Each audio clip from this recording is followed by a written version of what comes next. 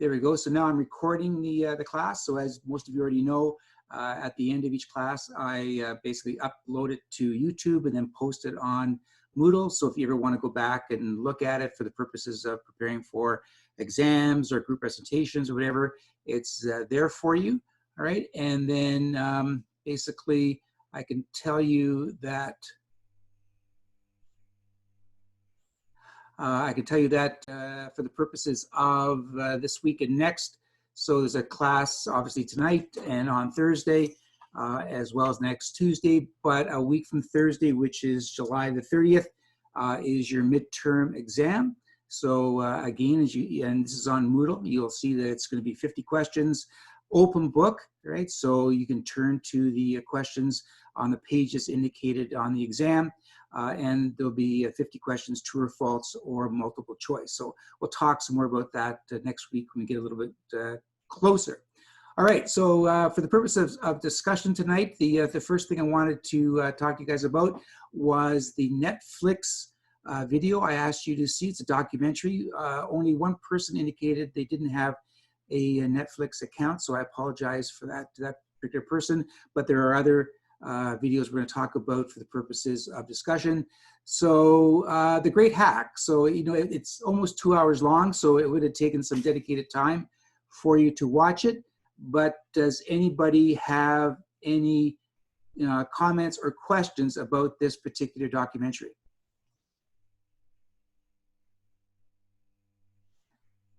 Okay, so here we go. So Valerie?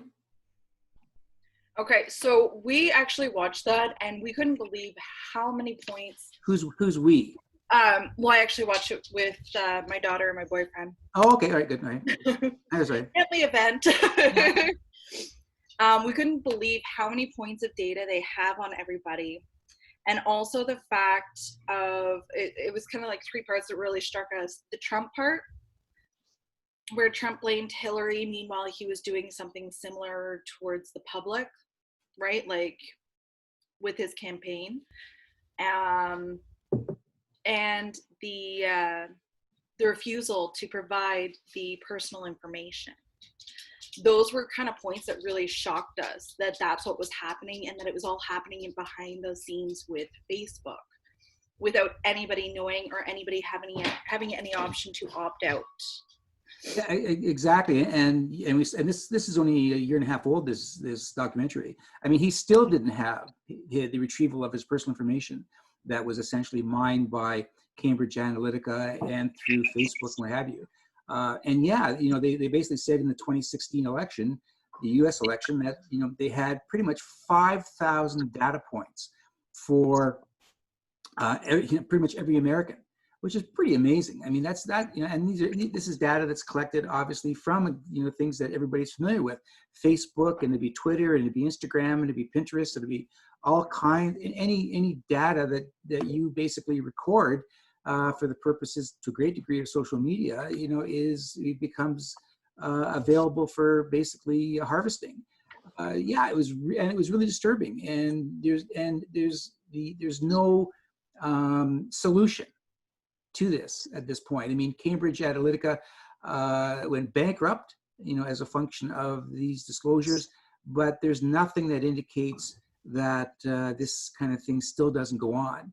And the point that I took from it, especially regarding the election of Trump, is that, remember that Obama was very effective in 2008 in his election, because it was pretty much the first time that a presidential election and the candidate had actually used social media, right? But it wasn't used in the micro-targeting manner that Trump used it. And so, I mean, quite seriously, Trump's team and Steve Bannon was highly responsible for this, who was his campaign manager, were incredibly effective at micro-targeting, people as a function of what they just discerned to be their prejudices and their fears, right? And so they could have put it. It didn't have to be Trump. It could have been a monkey. They could have, honest to God, ran a monkey against Hillary Clinton, and the monkey would have won.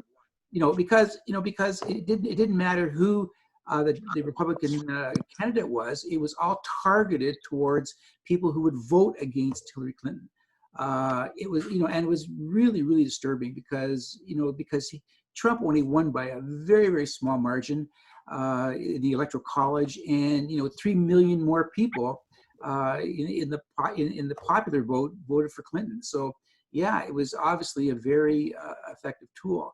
And and there's no question. And if you saw the other stuff too about, for instance, what they did in Trinidad and Tobago, right? I found that fascinating. Where in the election, the fundamental populations of Trinidad and Tobago are either Black or East Indian, and so they were, the Cambridge Analytica was hired by the candidates running for the party supporting the East Indians. They targeted the Black youth to be, and this blows me away. They targeted them and to convince them not to vote. That was the whole thing, was to be apathetic. It was what was it called? Do me or do so, or so do. I'm not even sure what the name of the campaign was, but the whole purpose of the campaign was not to vote. That was their form of protest, I guess.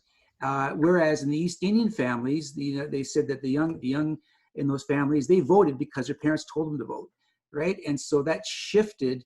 There was, a great many more East Indian youth that voted, and virtually very little Black youth that voted, which shifted the election by 6% towards the East Indian Party, and they won, right? This stuff is pretty amazing. Shivani, your hand up? Yeah, I do. So I learned a lot from this video because I didn't know these things are taking place in our world.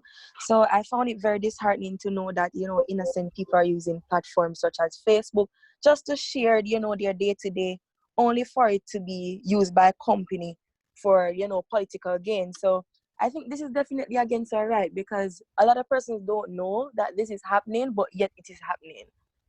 Well, absolutely, and it's happening. And there's now when Facebook did its initial public offering about 10 years ago, there was less than 1 billion people who are using it. There's now 2 to 3 billion people that have Facebook accounts. Some of those are duplicates, but that's still, a third of the population on the planet, right? So, what an immense source of data that is.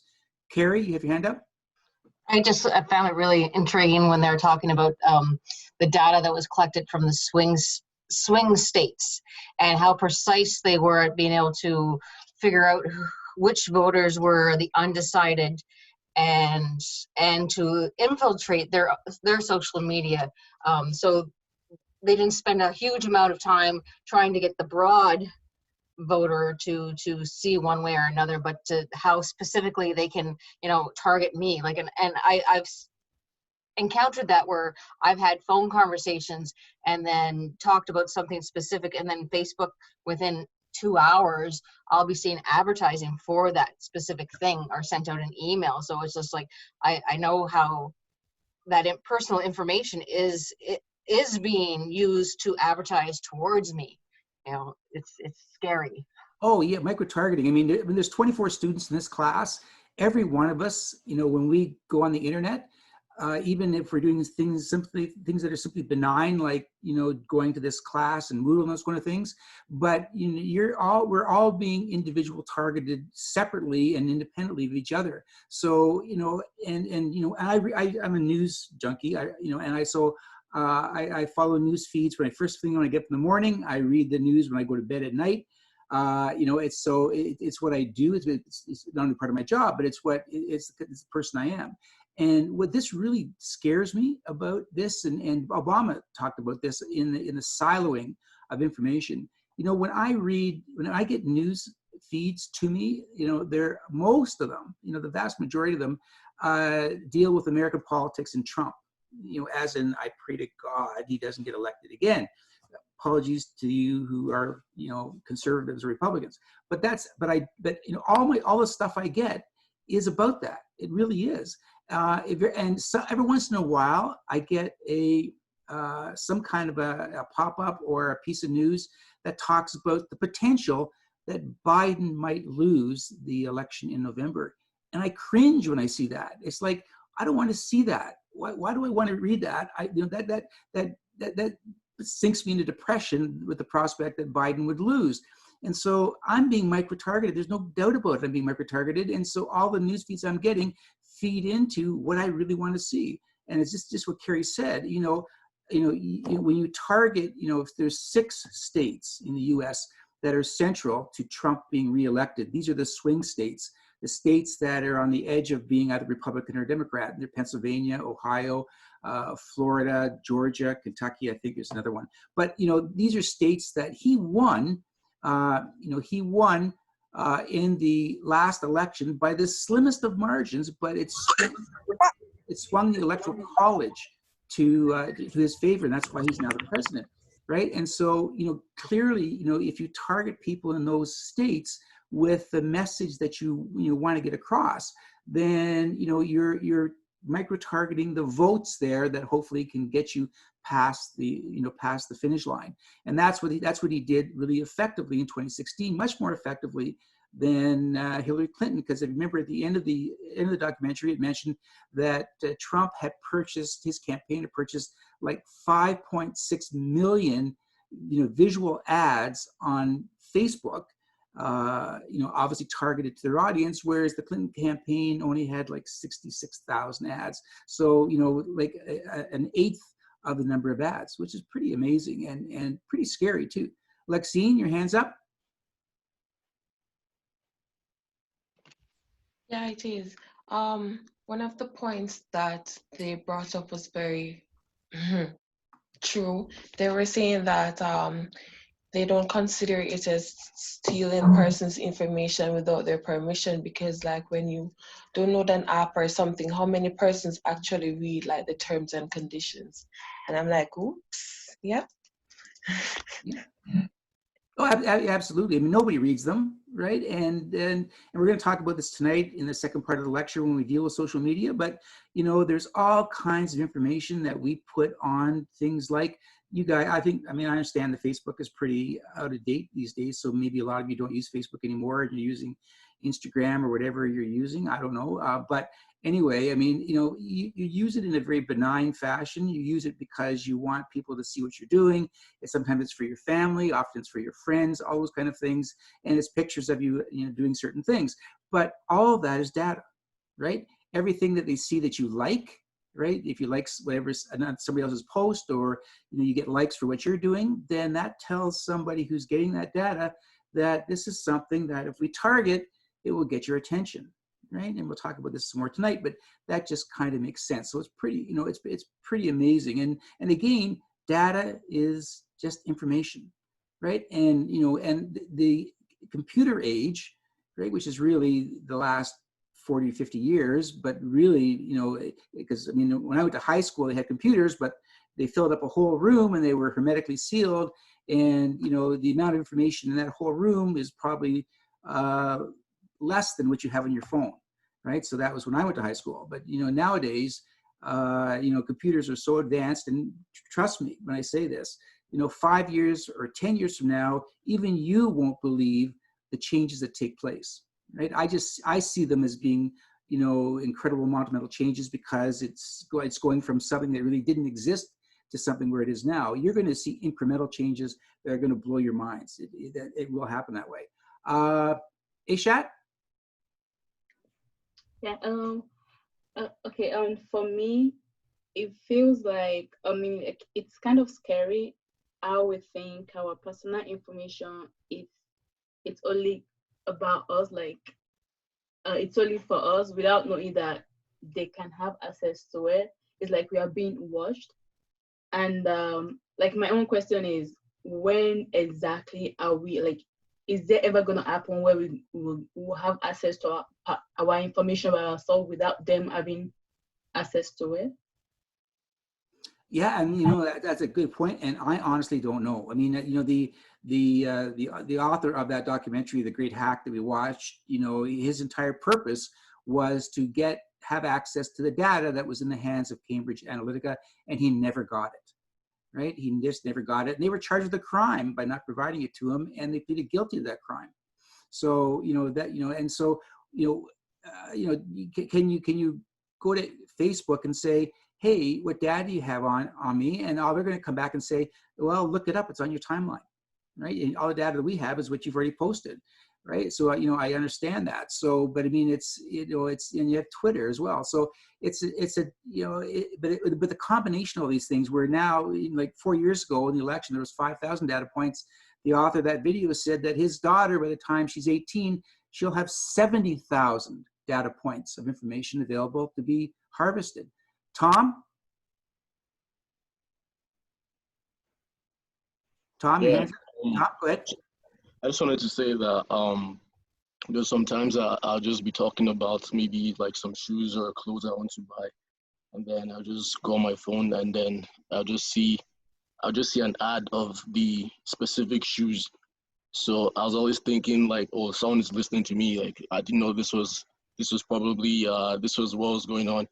So that was just something interesting I wanted to share. Yeah, thanks, Tom. Yeah, sure. I mean, that's one of the first questions that was raised in the video, is that, you think somebody's actually listening to everything you do, and that's absorbed by it's an input into your phone, and then it's distributed to, commercial activities and advertisers. I don't know. I don't. I mean, clearly, you guys are all know this. I mean, you look at anything that you want to buy, even if you don't buy it. But if you're browsing to look at it, then, on any number of websites you then go on in the next few days or weeks, you're going to keep seeing ads, basically saying, hey, this is what you're looking at. Here's variations for you. Why don't you take a look at this, right? If you're looking at a certain kind of shoe, like Tom was saying, you're going to get ads for exactly those kind of shoes, or variations of those shoes to say, hey, buy from us, right? That's data mining. Right? That's an algorithm that's been designed to benefit those commercial enterprises to take advantage of things that you search, because ostensibly things that you search are things that you like, right? That just kind of makes sense. Anybody else have any questions or comments about the documentary? Thank you very much for watching it. It was a couple hours long, so that takes a good chunk of dedication, so I appreciate that. Anything else about that, or we're going to move on to the TED Talks that Val gave us?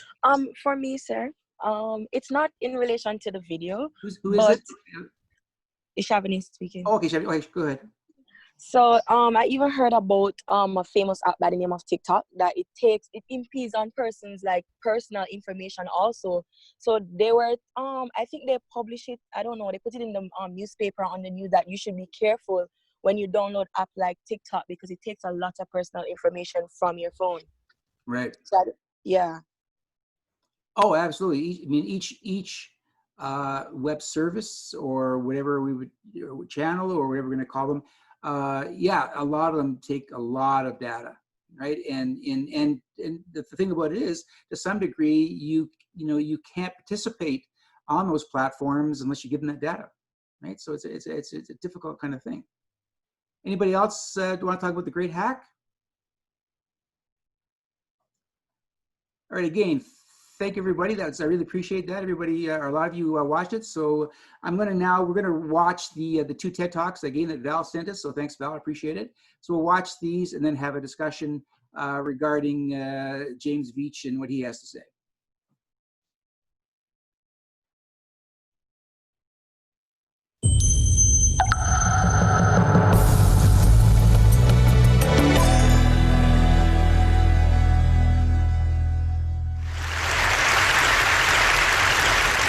A few years ago, I got one of those spam emails, and it managed to get through my spam filter. I'm not quite sure how, but it's turned up in my inbox, and it was from a guy called Solomon Odonka. I know. It went like this. It said, hello, James Veitch. I have an interesting business proposal I want to share with you, Solomon. Now, my hand was kind of hovering on the delete button, right? As you are, I was looking at my phone. I thought, I could just delete this. Or I could do what I think we've all always wanted to do. And I said, Solomon, your email intrigues me.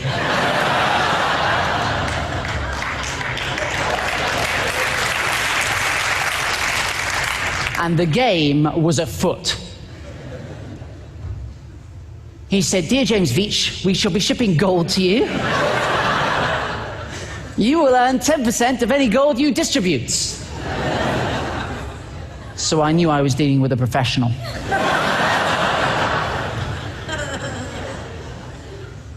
I said, how much is it worth? He said, we will start with a smaller quantity. I was like, ah. And then he said, of 25 kilograms, the worth should be about 2.5 million. I said, Solomon, if we're going to do it, let's go big.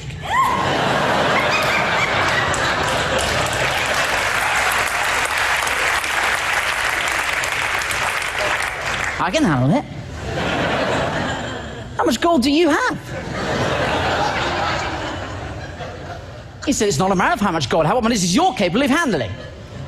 What? We can start with 50 kilograms as a trial shipment. I said, 50 kilograms? There's no point doing this at all unless you're shipping at least a metric ton.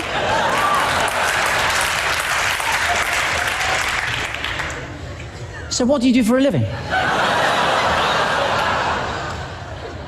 I said, I'm a hedge fund executive bank manager.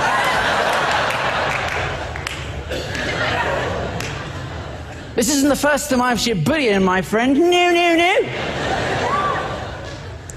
Then I started to panic. I was like, now look, where are you based? I don't know about you, but I think we're going via the postal service. It ought to be signed for. Right, that's a lot of gold. He said, oh, it'll not be easy to convince my company to do a larger quantity shipment. And I said, Solomon, I'm completely with you on this one. I'm putting together a visual for you to take into the board meeting. Hold tight.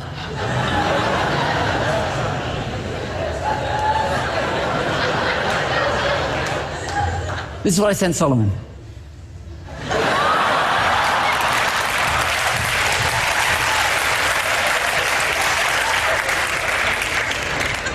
I don't know if we have any statisticians in the house, but there's definitely something going on. I said, Solomon, attach this email, you'll find a helpful chart. I've had one of my assistants run the numbers.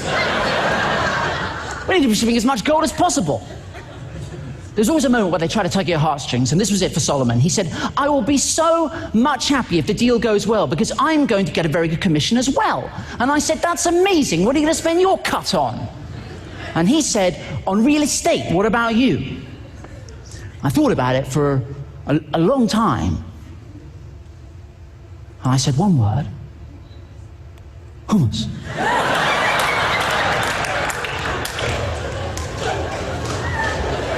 It's going places.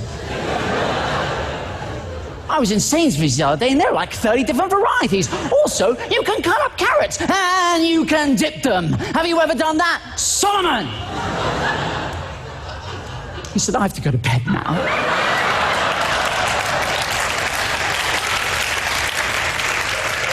Till tomorrow. Have sweet dreams. I didn't know what to say. I said, bonsoir, my golden nugget. Bonsoir. Guys, you have to understand, this has been going for like weeks, albeit hitherto the greatest weeks of my life, but I had to knock it on the head. It was getting a bit out of hand. Friends were saying to me, James, do you want to come out for a drink? I was like, I can't, mate. I'm expecting an email about some gold. You know? So I figured I had to knock it on the head. I had to take it to a ridiculous conclusion. So I thought I concocted a plan. I said, look, Solomon, I'm concerned about security. When we email each other, we need to use a code. And he agreed. And I said, Solomon, I spent all night coming up with this code. We need to use it in all further correspondence. Lawyer. Gummy bear. Bank, cream egg. Legal, fizzy cola bottle, claim peanut M&Ms, documents, jelly beans, Western Union. Guys, a giant gummy lizard. I knew these were all words they use, right? I said, please call me Kit Kat in all further correspondence.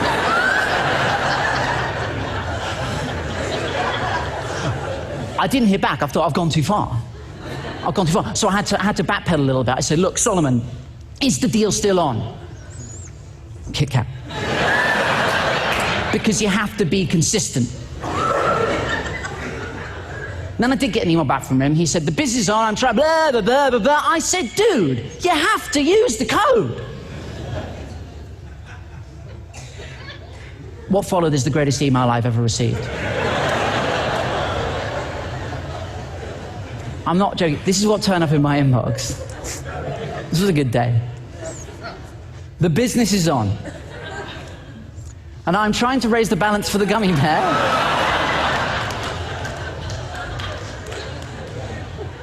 so he can submit all the needed fizzy cola bottle jelly beans to the cream egg for the peanut M&M's process to start. Send £1,500 via a giant gummy lizard.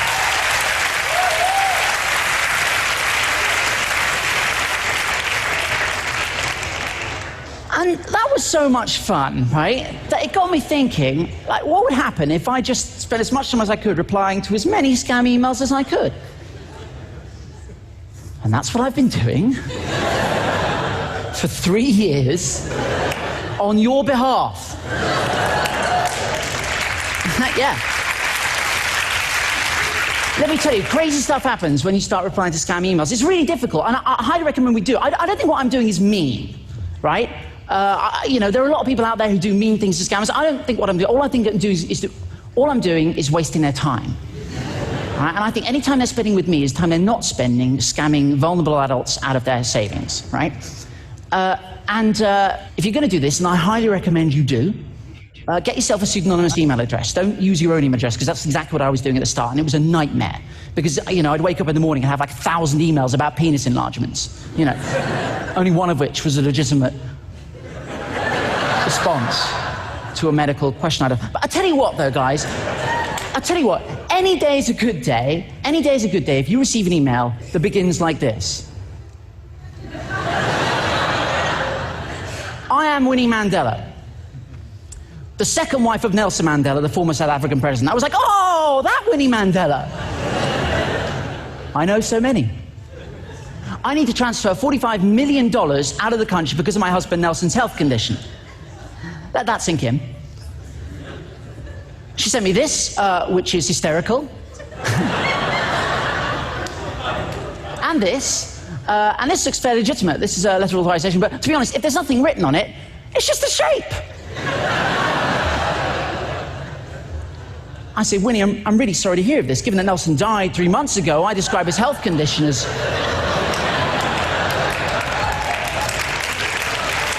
That's the worst health condition you can have, not being alive.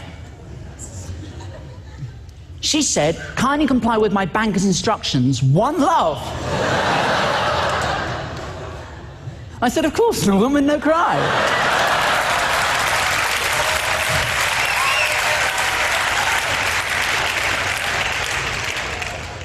She said, my banker would need transfer of $3,000. One love. I said, no problemo. I shot the sheriff.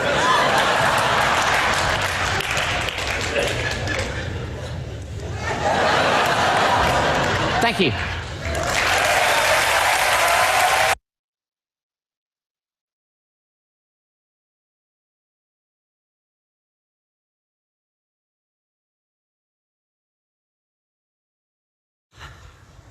So why do people reply to spam emails? You know, I mean, it's odd.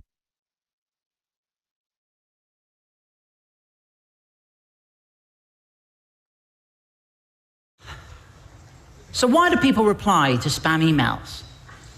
You know, I mean, it's odd, isn't it, given the fact that they are preposterous. And they are preposterous. I got your contact from a South African health officer in Ghana. I find that unlikely. I need to move with 1,000 carats of polished diamond. Equally unlikely. Note, this transaction is 100% risk-free and does not attract any danger. Commander Karoma. It's funny, isn't it? I mean, this is ridiculous, right? And it's funny that anyone would reply to it, but if you think about it, this is actually rather clever, because by making the scams ridiculous, ideally for the scammer, the only people who are going to reply are the most gullible people. And me. I said, I'm in.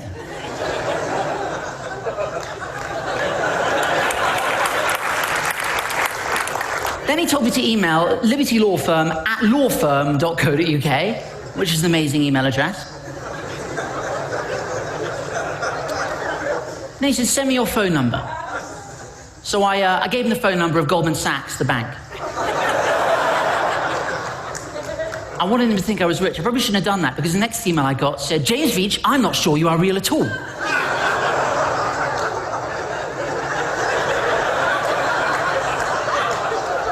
You gave me phone numbers of a bank, which I call, and they say that you are not real, that they don't know you. They even advised me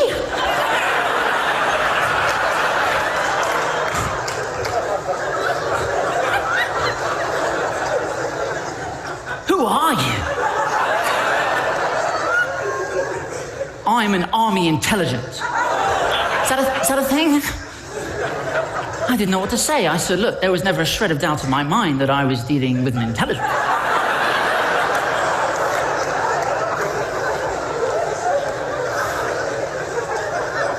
How can I prove to you that I'm real? I mean, how can you prove that you're real? In truth, how can any of us prove that we are real?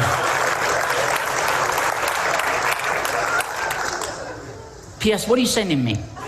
I've forgotten. He said the contents of the consignment is 1,000 carats of rough diamonds worth $7.5 million. You and I will use it for investment in Europe. I said, that's amazing. What are we going to invest in? I'm not much of a stock market player myself, but I've got a strong hunch. Hummus is going to be big.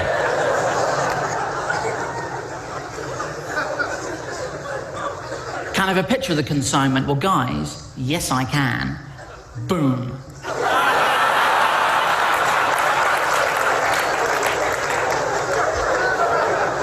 Enigma, right? Then he said, send me your ID, passport, driver's license, or any of your valid ID.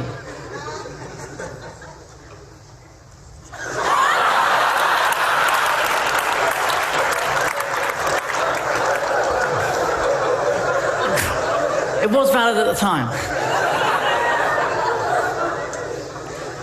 Then he said, you will need to set up an account with our bank and pay the fee. This is quite common, like he has multiple email addresses, he pretends like it's another company. And I thought about it, I thought, okay, I'll do that. And I thought I'd throw something into the mix just to see what he did with it. So I said, look, I'll set up a new account with your bank. There's an offer of a free toaster on at the moment, and I've got my heart set on it. He said, don't worry about getting a toaster.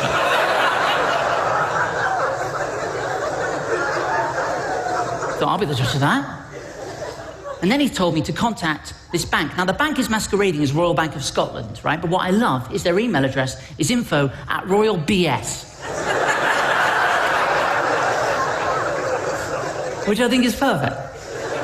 And then he said, don't delay. I don't have much days here on Earth.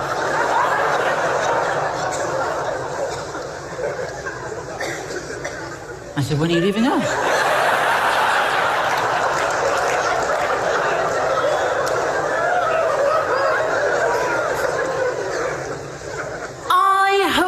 Seen anybody that is more unserious as you are. Even if I die soon, do you have to mock me with it? Just go. I said, dude, I had no idea we were talking about your dad. He said, what were you thinking I was talking about? Am I going to mass?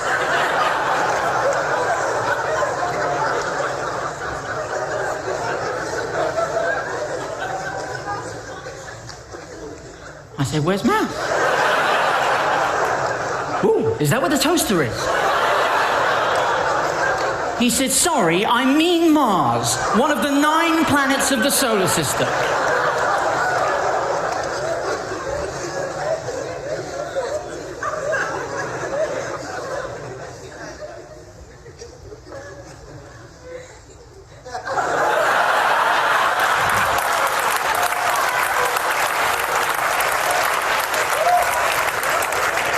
I just think if he doesn't know, it's going to be a shock.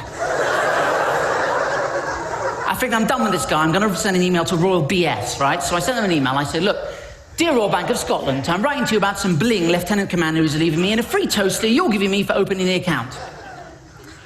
They go back to me very quickly. They said, please send us the Federal account opening form.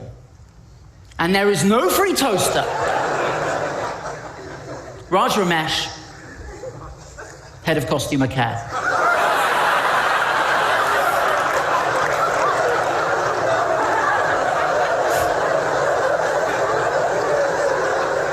I thought, these guys are good. Dear Costumer Care, are you sure? Because I heard I was getting a free gift for opening the account. What sort of costumes do you do?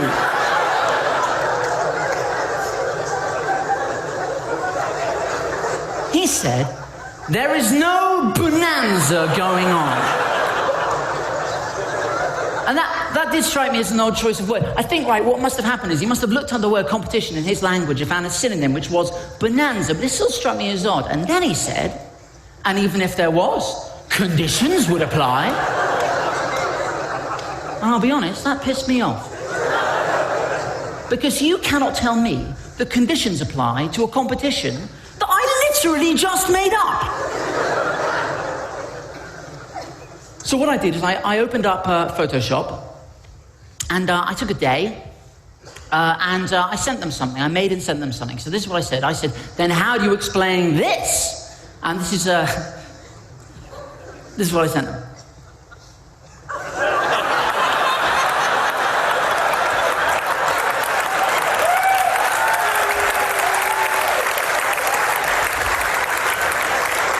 Free toaster with any new account, Toaster Bonanza! And then check it out, guys. No conditions apply.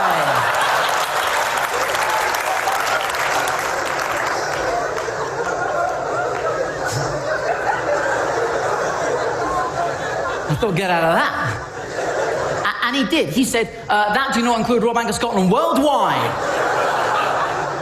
I said, what are my options I could do with Newcastle? He said, we will appreciate it if you do not bring up this gift thing again, because you won't get any.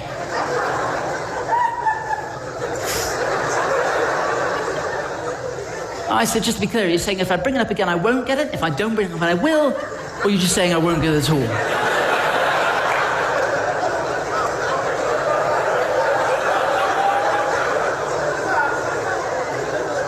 Please stop talking of a free toaster. I'll be honest, I thought I've almost done it, right? I'm almost, because part of me just wants to kind of annoy them almost as much as they annoy us. And I don't know about you, but to me, that sounds like a broken man.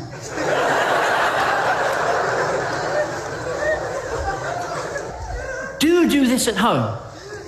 Do this at home. I mean, don't use your own email address. Get yourself a fake email address, but do this at home, because not only do you have a chance to stop them doing actual damage, but it's also a chance to have fun, to play. That being said, I thought I'd back off a bit. I said, of course, I shan't bring up again. You have my word. He said, what we want from you is to do the right things. I said, I've done some research.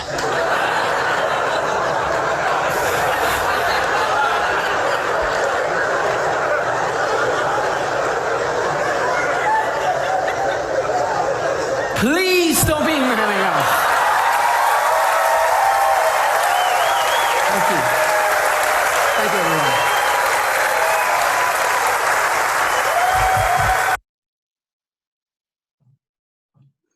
All right. So again, thank you to Val for giving me those the links to those two videos. And again, if anybody wants to send me videos to basically incorporate into the class or share with the class, please do, as we go through the course, because that's great. I mean, you know, the more people who are contributing to this kind of thing, the better. Now that James Veitch is very famous for this kind of thing. It sounds like you would think it sounds like a stand-up comedy routine, and it really is. He's crafted that way, but it's really not a comedy, right? What he's talking about is something that happens all the time. And it happens all the time to people who are particularly vulnerable. And we're going to talk about the kinds of scams that this kind of thing relates to. But it's a really relatively common thing. And, you know, and in fact, and we'll see this over and over again, cybercrime is now a bigger money-making enterprise, you know, worldwide than the drug trade. All right. And so this kind of thing, unfortunately, is not uncommon. So before we move on to the actual lecture, does anybody have anything they want to add to this discussion? You know, basically on these two short TED Talks? Yes, no? Okay, All right, so let's move. Let's move to the first PowerPoint slide, which is basically cybercrime awareness. Right, so it deals with, you know, again, dealing with the concept of crime.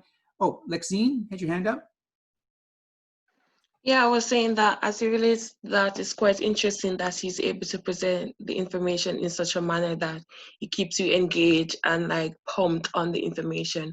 Although it's like a serious topic and everything, he's able to present it in and very a relatable way. A relatable way. Yeah, and sorry. That's it. That's it. And interestingly enough, you know, 25 years ago, everything that he basically was talking about would have been a bit of a mystery to everybody. And so it wouldn't be funny because, you know, the way that he does it relates to real world things that take place that actually you know, encapsulates the kind of dialogue that goes back and forth between these international scammers who, for the most part, aren't English speaking to begin with, and those who are vulnerable who continue the email chain. So yeah, it's really interesting. But again, it's only as a function of these things now being out in the public and people being aware of them that actually makes it funny when you see how he basically plays with them to a great degree. Right? Any other comments about these videos? All right. So what this is, I mean, it's cybercrime. So, you know, cybercrime to a great degree is the epitome of new age fraud. So fraud is, you know, a very specific part of the criminal code in Canada. It's section 380 and related sections. And what fraud deals with is somebody who obtains an advantage and or takes away from somebody by way of deceit. Right, that's the broadest definition of it, and that's what this is, right? You know, all these emails that come out, they're euphemistically called Nigeria 419 scams, and so, you know, all of these things are fraudulent in that they really do, you know, to a great degree, promise something that will get money, ostensibly money, from the recipient, you know, by way of a deceitful interchange of information, because clearly nothing is going to be delivered. There's not going to be any gold delivered by James Veitch sending £1,500 at the beginning of the transaction, right? So that's the fraudulent nature of things. It involves things like identity theft. And some of these things, it's really cool that most of you are going to know what all of this is as we go through it, because you've all grown up in the internet age, except for Pete and me. But anyway, for me, it's an adventure, because these are, you know, I've been in criminal justice for a long time, but these are all new things, new ways that I see people committing crimes. Whereas for you, most of you, you know, who are very, very familiar with the internet and the web and all those kind of things that you've grown up with, are going to understand, hopefully intuitively, you know, how these things take place, right? And for me, they're new, but for you, they're just a variation on things that you are already very well familiar with. So identity theft, identity fraud, those comprise more of half of the cyber crimes that exist. Seniors are targeted, you know, in an amazing amount of frauds, basically by way of mass mailing and telemarketing, because they're seen as vulnerable, right? They're vulnerable for whatever reason. Often it's because they're in a depleted financial position. They no longer have the income they used to have when they were working actively. Their memory is sometimes somewhat less than it used to be, right? And they seem to be susceptible to, you know, these kind of things because, and again, this is because they're not used to this. You know, they're susceptible to people who tell them things, even if it's over the internet, because, you know, in my generation and the generation before me, you tended to take people at their word, right? And most of that was a face-to-face interaction, but you really couldn't go through life, and you couldn't do business, and you couldn't have relationships if you didn't, for the most part, accept people as being truthful. Right, and so for seniors who receive these kind of things, there's no difference, right? Even though, you know, first off, kudos for those who actually are now actively on, can actively email and search the net and that kind of thing, which most seniors can do now. I wouldn't have said that 20 years ago, but now I can say that, right? So they are active on the internet, but they again, they've got a lifetime of trusting people, right? And so that makes them very susceptible to scams, right? Because scams play on their emotions, and emotions that they don't expect to be abused. So you have things like lottery scams where, you're told, you get an email saying you've won, a lottery, something that you didn't even remember probably entering in the first place because you didn't. And that, you can start to collect your winnings if you forward funds for the release of whatever is required for paperwork, those kind of things. Romance scams are very, very, very popular. You read about these things all the time because people, have said this, and unfortunately, most of them aren't reported because they're highly embarrassing to most people. But there's romance scams where people will enter into relationships with somebody on the internet who aren't who they say they are, but they pretend to fall in love with them. They tend to fall in love with them very quickly. They create an emotional attachment, and they get to the point where, in fact, they at some point say, "I'm really sorry, I want to come and visit with you, but I don't have the money for an airplane ticket, or any kinds of, and could you please send that money to me and I'll get it to you? Or I'm having trouble paying my rent, and here's the reason why, because I was ripped off by my landlord or something." And and so hundreds of thousands, if not millions of dollars are paid by people to other people who they in fact have fallen in love with, right? But they really don't know them. They've never met them. They exchange pictures even of themselves and their children, their grandchildren. They're all fraud, right? But you don't understand that.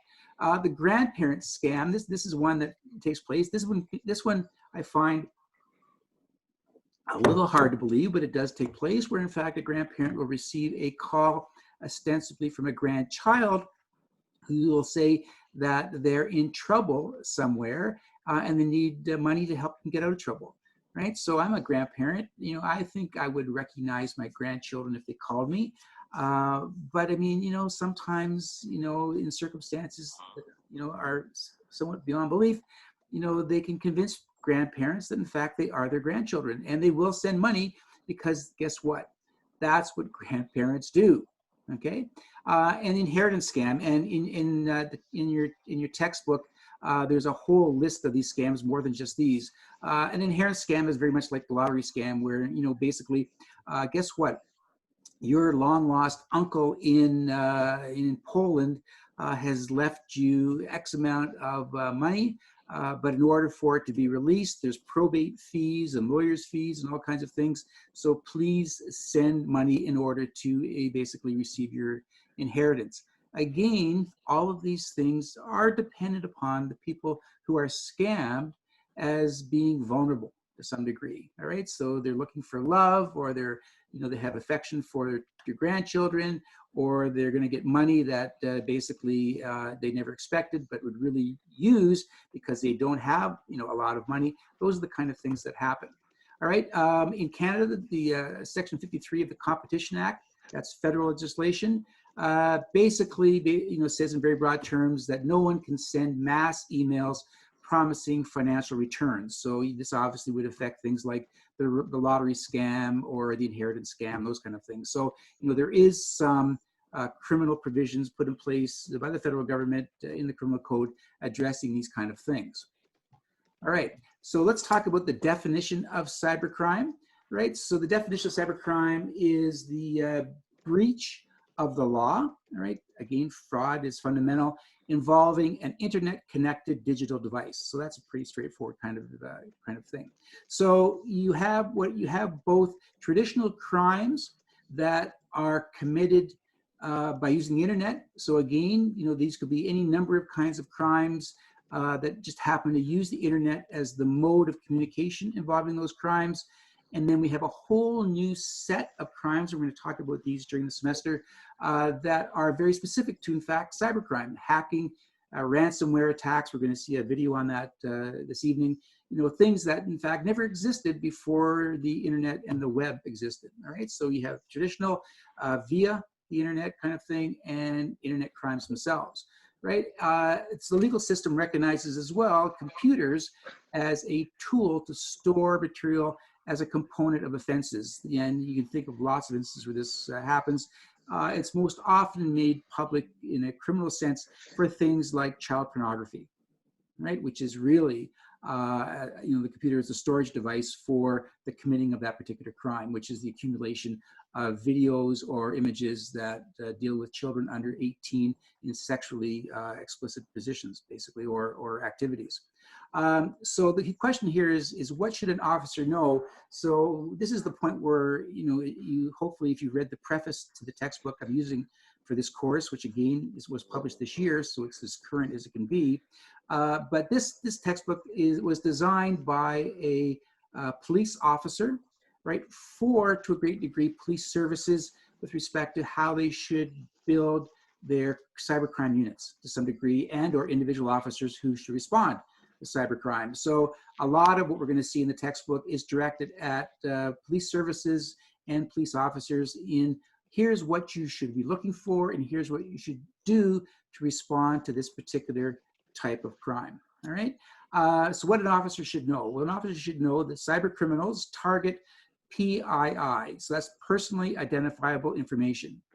All right. So they target things like information that you've basically put into Facebook when you open an account, or TikTok, as we were saying earlier, or any number of platforms that require information before you have access to the websites and what have you. So that's information that that has value to somebody who is going to commit a crime, potentially with you providing that information as the recipient, basically.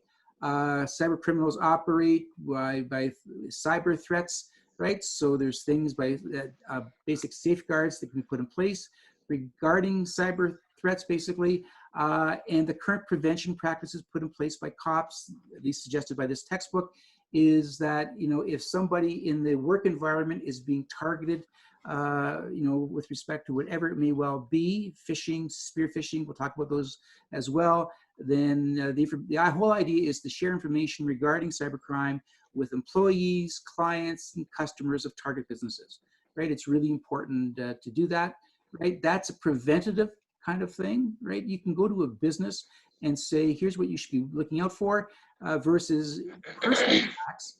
Personal attacks, on the other hand, is not easily preventable because, basically police don't come into your home and give you basically a book on how to avoid cybercrime going forward. That's not the way it works.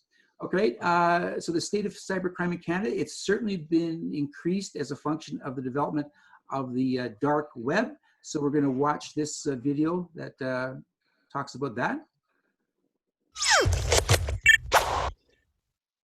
Drugs, guns, counterfeit cash, it's all for sale on the so-called dark web, a secret and sinister part of the internet that is flourishing despite a massive crackdown. All right, the dark web, the subject of an historic trial that begins next month here in New York City. And tonight in the Fox Doc, our Ben Simoneau is taking us inside the case.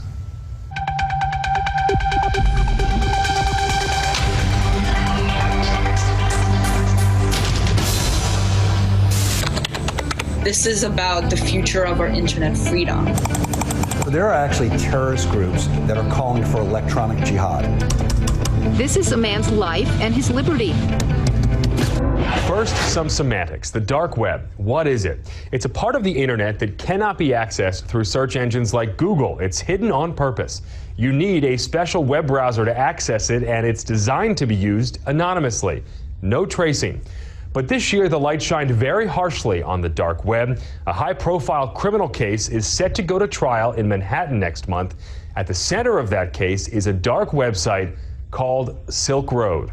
This man certainly does not look like a worldwide menace, an internet mobster. We know that Ross is the friend who always shows up. But the U.S. government says he is behind one of the largest drug and crime rings in history. Ross, who is the most peaceful, nonviolent, positive, compassionate person I've ever met. Ross Ulbricht was arrested last fall on charges of running Silk Road, a dark website akin to Amazon or eBay with buyers, sellers, user and product reviews, except the product in Silk Road's case is usually drugs. More Molly, heroin stamp bags, liquid mushrooms. Ross Ulbricht's family began a legal defense fund at the website freeross.org, which is filled with images like these.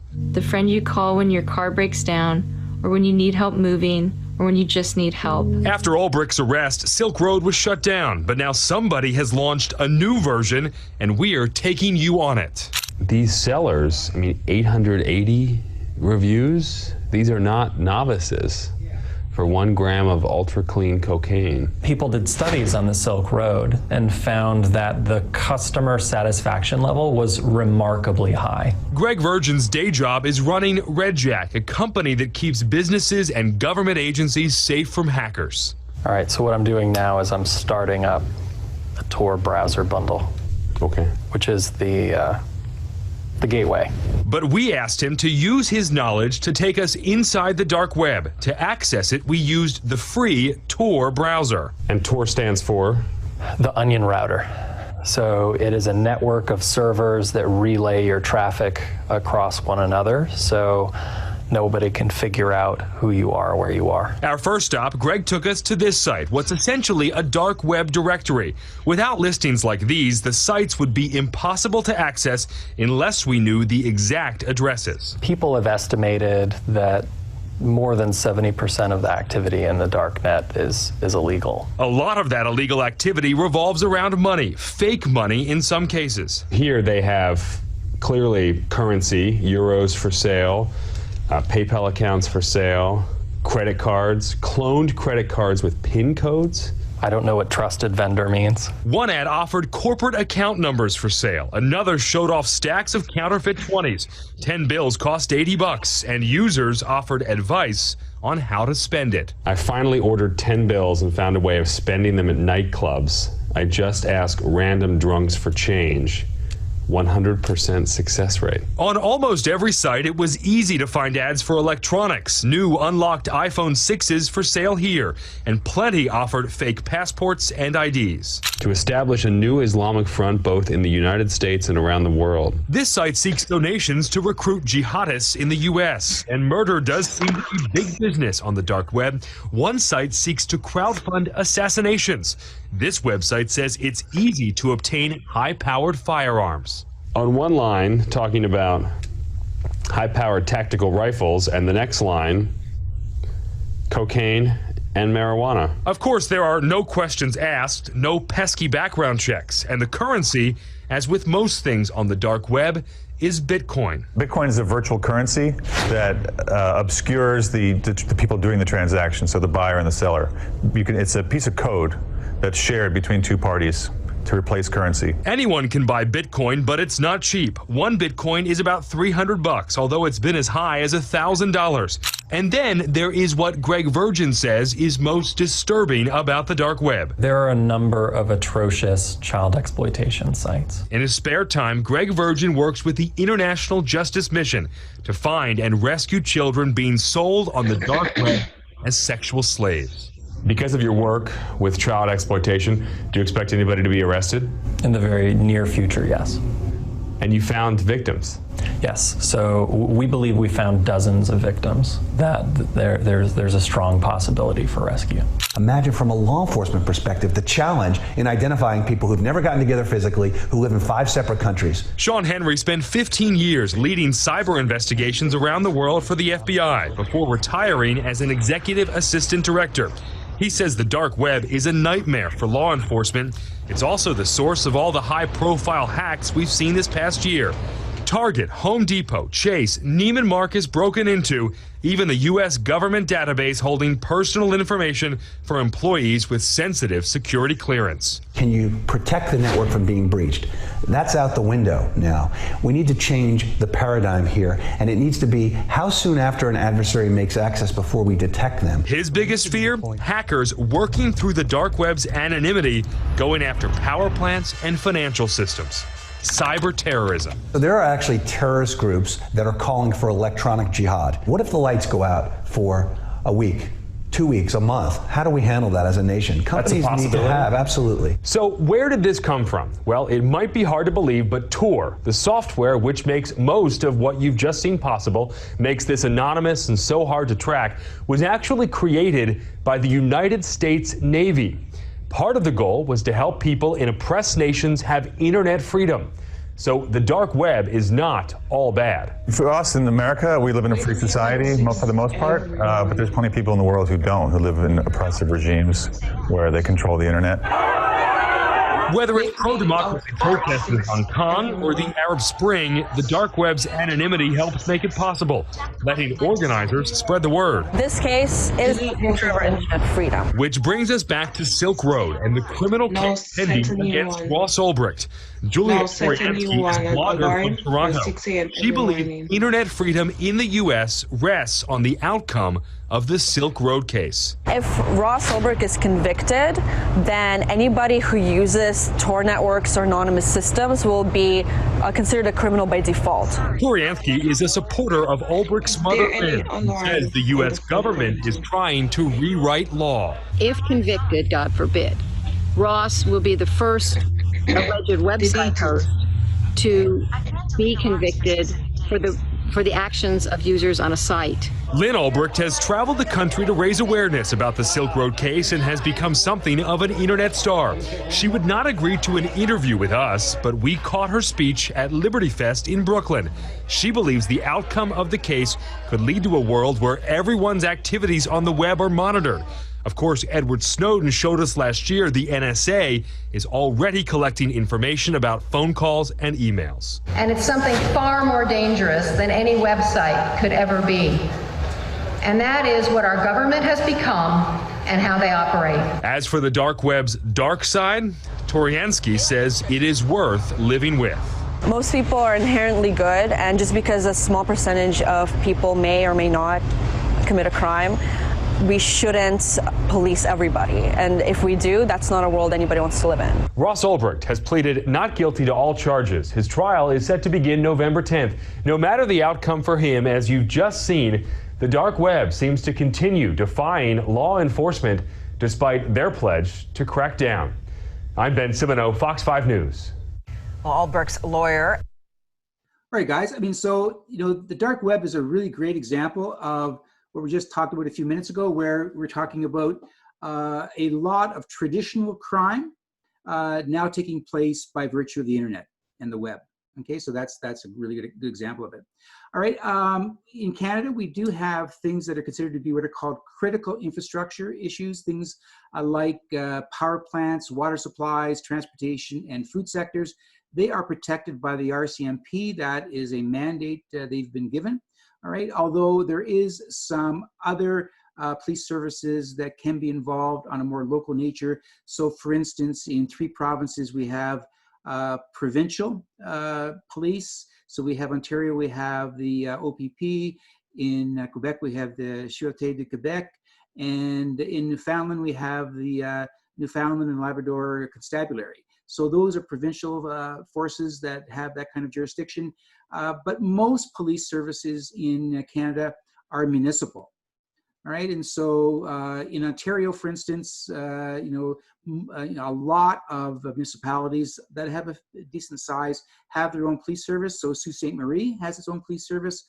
It's called the Sault Ste. Marie Police Service. It's it has probably about 200 officers, field officers, and then NCOs, sergeants, corporals, and officers.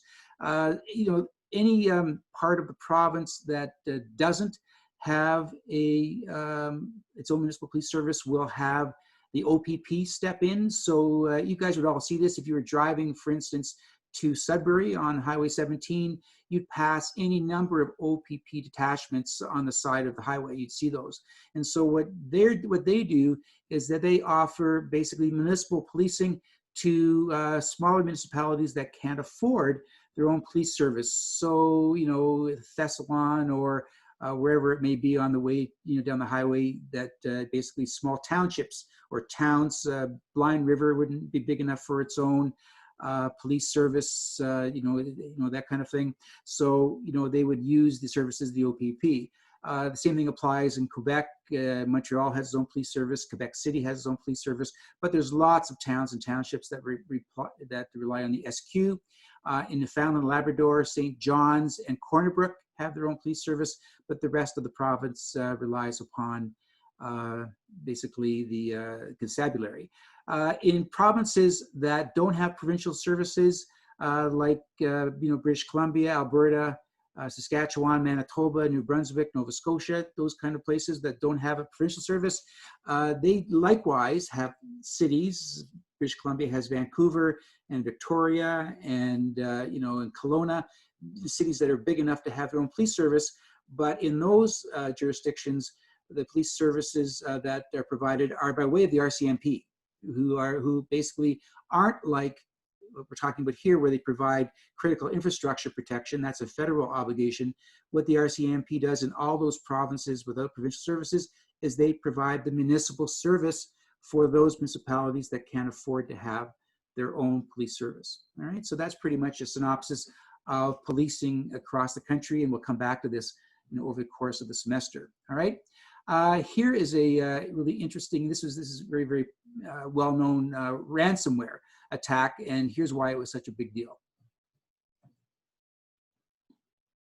It was all over the news Friday, May 12th. Hospitals in the UK couldn't get access to their systems and were turning patients away. Car factories in France had to shut down. A Spanish telecommunications company told their employees to shut down their computers. Computers all over the world were being infected by WannaCry, a massive hacking attack that caused worldwide computer chaos. By May 14th, more than 200,000 computers in more than 150 countries had been affected. And yet, the attack didn't seem to cause much long-term damage, and the hackers only made about $100,000 in total. We just witnessed one of the largest and strangest computer attacks ever. WannaCry is an example of a type of attack called ransomware, where the data on an infected computer is encrypted or scrambled. In return for restoring access to your files, the hackers demand a ransom payment. In this case, either $300 or $600 worth of the digital currency Bitcoin. There are lots of kinds of ransomware out there, but WannaCry spread very quickly using a tool that security experts believe was created by the NSA. To be clear, the NSA wasn't interested in ransom, just in snooping. But they created a tool that took advantage of a security weakness in Microsoft software. This tool, dubbed Eternal Blue, exploits a vulnerability in something called the Server Message Block, or SMB protocol. The SMB protocol is basically a system for sharing file access across a network. It's used by lots of people all the time, and the reason why you might never have heard of it is that normally it's totally safe. Well, the NSA discovered that in some versions of Windows, the SMB protocol can be tricked into accepting packets of data from remote attackers. Eternal Blue was designed to use that flaw as a way in. That's pretty freaky to think about, but no one outside of the NSA would have known about it, and WannaCry might never have happened if it weren't for a leak earlier this year. In April, the Shadow Brokers, a group of hackers that's thought to be tied to Russia, stole Eternal Blue from the NSA and published the exploit online. Microsoft quickly released a patch for the issue for the operating systems they still officially support, like Windows 7 and Windows 10. In theory, that should have headed off any potential problems with the patch. Eternal Blue would be useless. But not everyone actually installs patches and updates their systems regularly. I mean, at some point, we've all clicked the little button saying, tomorrow, remind me tomorrow. It's annoying. And more than 5% of Windows computers are still running XP, even though Microsoft stopped releasing security updates for it 3 years ago. So people and organizations worldwide were left with a gaping hole in their cybersecurity, which WannaCry took advantage of. The UK's National Health Service hospital system was especially vulnerable because as recently as last year, computers in 90% of NHS hospitals were still running XP. It's easy to blame the hospitals for using a 16-year-old operating system, like it doesn't seem that hard to upgrade, but it's not actually that simple. From MRIs to microscopes, practically everything in hospitals uses computer programs, and it's often hard to get them to work properly with newer operating systems. So upgrading everything would have been a major IT investment. The hospital's data was all backed up though, so within a day of the attack, pretty much everything was up and running again, no ransom payments needed. But just like like not everyone downloads and installs those annoying software updates, not everyone is as vigilant about backing up their data as they should be, so even though most big organizations were fine, lots of individual people were losing access to their data. That is, until someone discovered that WannaCry had a major flaw, a kill switch that an anonymous cybersecurity expert in England discovered almost by accident. This hero, who goes by the name MalwareTech, was looking through the WannaCry code as it spread on Friday and found that it was built to check whether or not a specific gibberish URL led to a live website. So he registered the domain to see what would happen, and it turned out to be a kill switch built in by the ransomware's creators. Registering the URL was a signal that stopped the malware from spreading. New variants of the malware have popped up and continued to spread, but they've mostly included their own kill switch domain names, leading to a game of cybersecurity whack-a-mole. It's not clear why the hackers behind the attack included this in the code, but we're lucky they did. And that's the thing, the part of the ransomware's code that's based on Eternal Blue is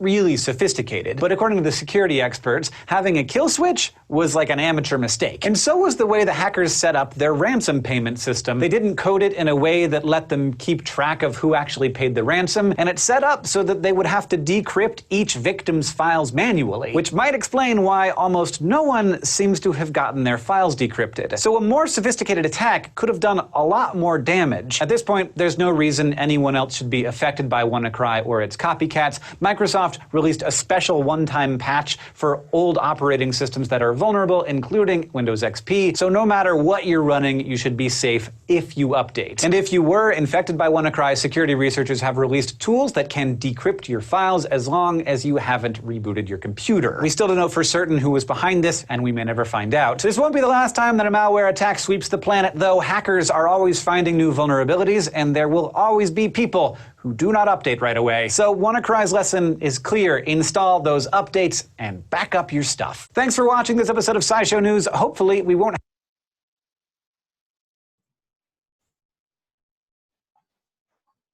Okay, so the next thing that's important in the whole concept of the evolution of cybercrime is to change the views of the public about cybercrime awareness. Right? It's something that again, it's convincing a vast majority of the population that cybercrime is out there, that it's pervasive, and that in real terms, everybody is susceptible to possible crimes of one sort or another. Right? And so, in real terms, what happens is that security practices designed to protect against cybercrimes really only take place after an illegal act or some vulnerability has been identified. And that's called the barn door syndrome. Anybody want to tell me what they think the barn door syndrome is? It's a pretty common expression. Who's heard the expression? It's no use getting the horse after the barn door has been, or no use locking the barn after the horse has escaped. Anybody know this expression? All right. So okay, Lexine. Right. So Lexine's raised her hand. Anybody else? Yeah. So thank you. So the whole point about it is that there really is no point in locking the barn door after the horse has escaped.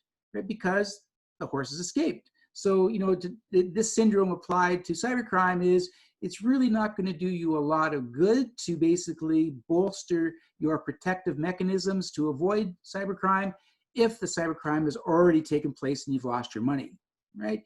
And, so it's something that is really, an issue for law enforcement and governments to make sure that people, in fact, are aware that cybercrime can be prevented, right? So it's that's an important part of the communication piece. All right. The problem with the other challenges to law enforcement is that the volume of cases again can be overwhelming, right? And it's every law or police service that exists, again, go back to the RCMP, certainly has a cybercrime unit. Most provincial, I know the provincial forces, the OPP, for instance, has a cybercrime unit. So obviously their detachments can access information and assistance from those units, but not a lot, and certainly not the majority of municipal services have cybercrime units. So I don't know, for instance, if, for instance, the City of Sault Ste. Marie Police Service has a cybercrime unit. Is it big enough to have one? I honestly don't know. I could probably find out. I know lots of officers in the service here, but that's we're talking about a city of 75,000 people, which is a pretty fair size city, but it's not a really big one. It's not Ottawa with 1 million people. It's not Windsor with 750,000 people. It's not Mississauga with 1.5 million people. That kind of thing, right? Or certainly Toronto with 4 million. So whether municipalities with less than 100,000 have dedicated cybercrime units is probably pretty doubtful. And so what happens, of course, is that a number of these kind of complaints come to the officers who attend, basically people who complain about being ripped off. For instance, any one of those lottery scams, romance scams, inheritance scams, all those kind of things. And truly, what are the cops going to do? If they're in a small municipal service, right? They aren't going to have the tools or the training, or any idea about the specialized forensics and how to handle digital evidence that's necessary when they reply to a complaint from the public, right? And again, by the very nature of cybercrime, it's not the same kind of environment that most police services operate within. In that somebody commits a crime, they go to the scene of the crime, they collect evidence, they take pictures, they do forensics, all those kind of things that they normally do at a theft or an assault or some kind of a violent activity, all those kind of things where there's physical evidence to examine and record. Totally different story with cybercrime, right? The cybercrime could have itself taken place again, across the Atlantic in some country in Africa or Europe or Asia, and the ability of the cop on the street is somewhat limited, right? So that's a real challenge for police services, basically. You also have basically, and again, as a function of a lot of these scams, you have an international component to them. It's highly unlikely that the person who's sent you an email with a lottery scam or romance scam lives down the block from you, lives in the same city that you do, lives in the same province, lives in the same country. Those kind of things are immaterial when it comes to cybercrime because it's the internet. Right? It's milliseconds to go from here to Paris or London and back. So, the borders mean nothing to cybercrime. And so that involves coordination, right? So if you have somebody who say you're in Toronto, which has a cybercrime unit that municipal service does, and they have a resident of Toronto who reports a romance scam, where they've given somebody hundreds of thousands of dollars because they were in love with them and it was all a scam, right? Unfortunately, that's not terribly unusual, right? And so, they have to try to find out where the person was who basically committed the scam, right? They have to track down the IP address, so the email origins, all those kind of things. And they're going to be likely in some country that isn't Canada. As a function of that, they have to, police services have to deal with police services in other jurisdictions, right? That's what Interpol is all about, or, it depends on where you go. But I mean, Europol, all kinds of police agencies around the world. But what happens if the crime took place in a country that doesn't have an agreement with us? So, and Canada works off what's called the MLAT treaty system, the Mutual Legal Assistance Treaty, which basically is a treaty that has a schedule attached to it that has the countries to which Canada has reciprocity with respect to these kind of things, right? International scams or cybercrimes, right? And so they have a whole list of countries, but the countries don't include all 193 countries that belong to the United Nations. They just don't. So there are dozens and dozens of countries in the world that Canada does not have an MLAT, right? So, if the scam took place in a country without that treaty, then our police services here have virtually no way to make contact for any kind of investigative procedures to take place, anywhere else in the world without that treaty. That's a big problem. All right. I mentioned this a little bit earlier. We were talking about, protecting companies from cybercrime. But the real target for cybercrime is personal information, right? Personal identifiable information is what basically cyber criminals, cyber organizations target to collect, because that is what they can use to commit crime, right? These vulnerabilities regarding the information are exploited by hacking. We've talked a bit about that tonight. Spear phishing, we're going to talk about that some more together with social engineering, right? So all of this requires awareness training, anti-theft manuals, stricter policies regarding banking for people, you know, who have their bank accounts stolen, those kind of things. But again, it has to filter down from law enforcement agencies to things like banks and companies, but down to people, right? Because the individual person tends to be the target of cybercrime. All right, this is the last video for this particular part of the lecture on cybercrime awareness. It's called The Great Hack. It's an incredibly big deal. It was in Canada and the US and around the world. It was the hacking of information collected by Equifax. So anybody know what Equifax is? You probably come across its name. William? Yeah, wasn't it used as a kind of like for your credit scores and everything? Like, so it had your social insurance number and all of the personal information you would need to start your life kind of deal? Yeah, Equifax is a data collection bureau. TransUnion is another one. But what it does is it collects all of your personal information, but mostly your financial information, your credit cards, your loans, your house, your mortgages, the payments you make, how much they're made. It knows what your salary is. It knows where you work. It knows where your banking information is. All those kind of things, because it provides a scoring system for creditors when you apply for things like credit cards or bank loans. So if you were going to, oh, William, you raise your hand again. Yeah, just with the Equifax thing, isn't there like a class action lawsuit that if you were part of it, you actually are entitled to compensation? That's right. Yeah, that's exactly right, because exactly what we're going to watch in this video. There is a class action. So let's watch this, but that's what Equifax does. What Equifax is basically an agency that provides information to banks, credit cards, providers of money in any resource kind of way, to people who are looking for loans. As a function of that, obviously, you have to provide them with all of your financial data so you can be assessed to see what kind of a credit risk you are. So let's watch this video on Equifax.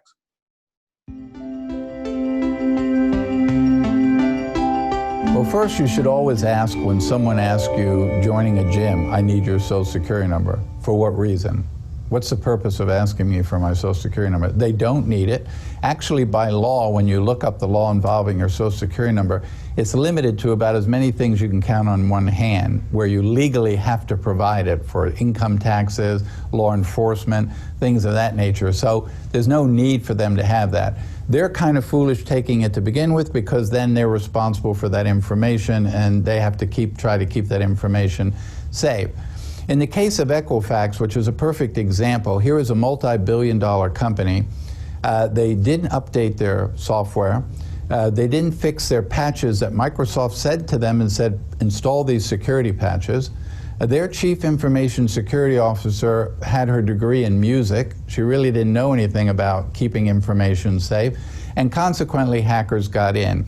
Now, in my 43-year career, I've dealt with every breach back to TJ Maxx 15 years ago to the recent breach of Capital One, Marriott Hotels, and Facebook. What I've realized in every single breach happens because somebody in that company did something they weren't supposed to do, or somebody in that company failed to do something they were supposed to do. Hackers don't cause breaches. People do. All hackers do is look for open doors, and every day there are thousands of companies with open doors. So I was asked this earlier today, and I firmly believe it. If I give you my information, whether you be a bank, a credit bureau, a hospital, I'm entrusting you with my personal data.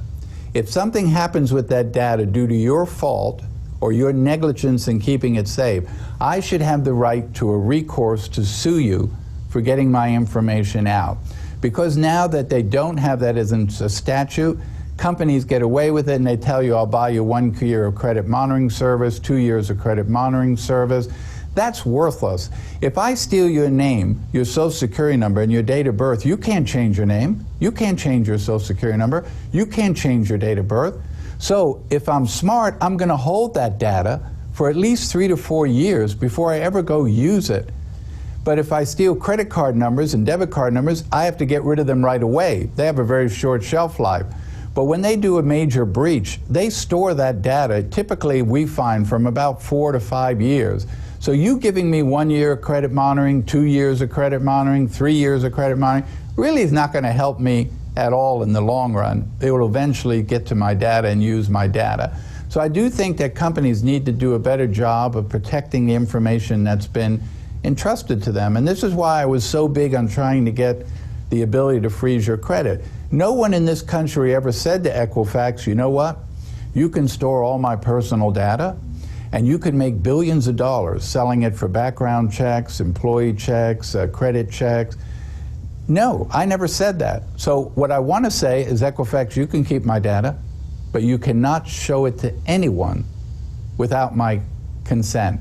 And if for some reason it gets in the wrong hand, I have the recourse to come back on you because you put me in jeopardy. And that's how it should be.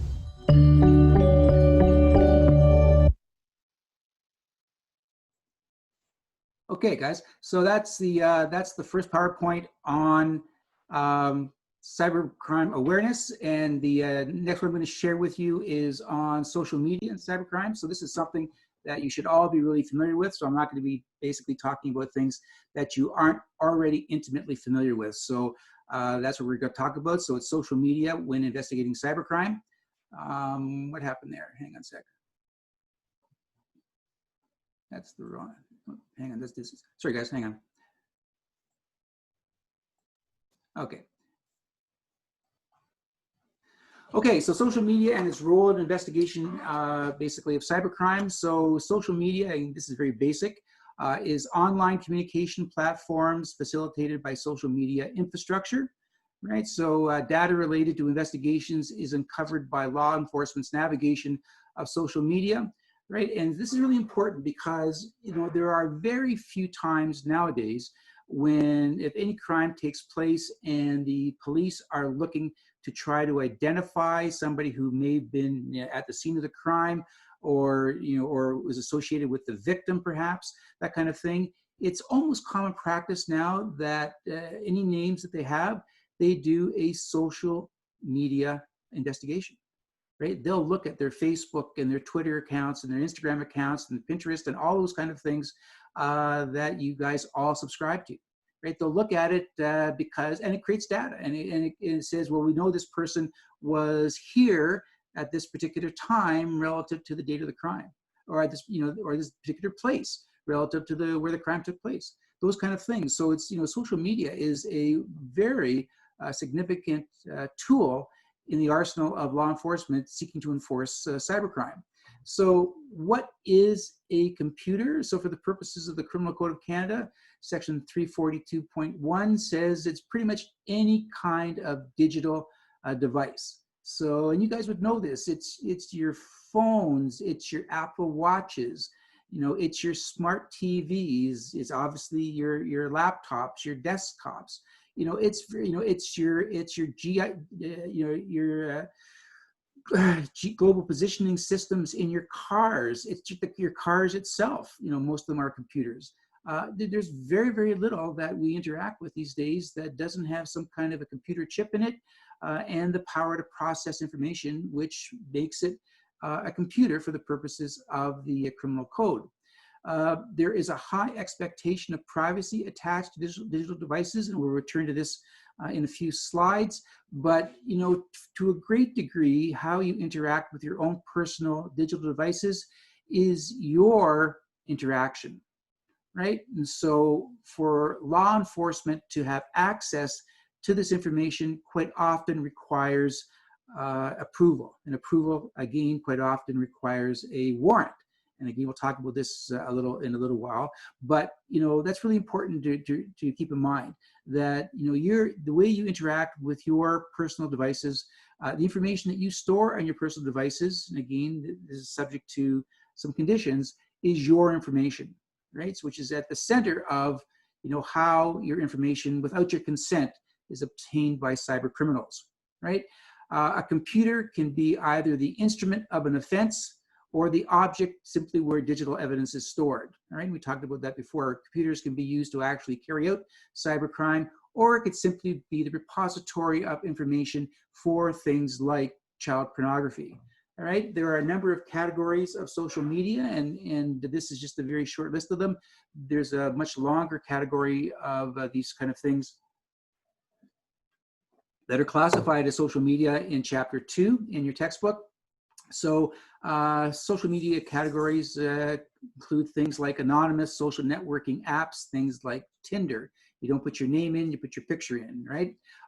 Blogs are social media categories where people can basically have a blog or a podcast or whatever it's going to be to disseminate information. Bookkeeping and social content websites that basically focus on very specific kinds of information for very specific audiences. Chat rooms and instant messenger services. You guys probably all have that, instant messenger, Facebook, and what have you. That's there for you to use. Basically, collaborative commercial kind of activities, social media, things like Airbnb and Uber, right? These are things that raise money for very specific purposes, but are a function of the internet, right? And they do a real service.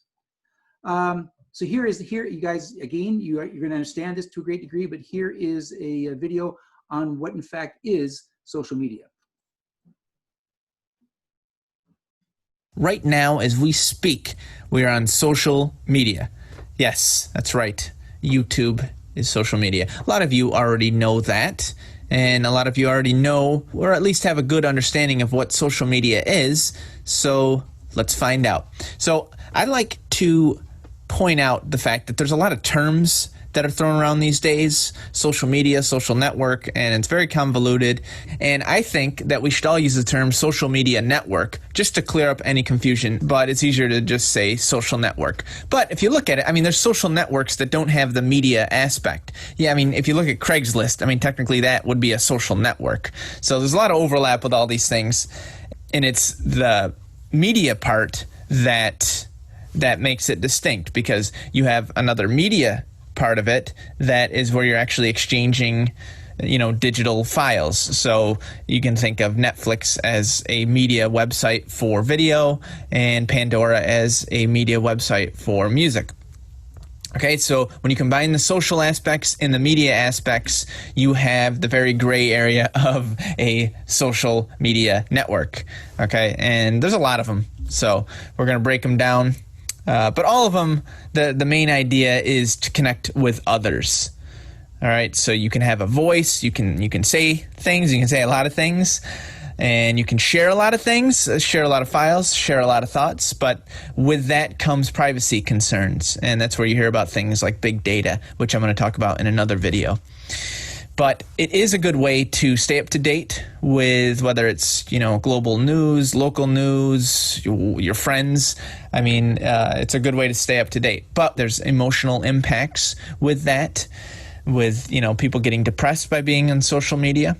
And one of the ways to help you curb your social media use is there's actually an extension called BlockSite, one word, where you can set up certain sites to be quote-unquote blocked by yourself. So you can set up something like Facebook to be blocked when you try to access it, to remind you that you shouldn't be on it because of your own choice. But sometimes we get on autopilot and we go to these sites without even realizing it. So an extension like that is very helpful.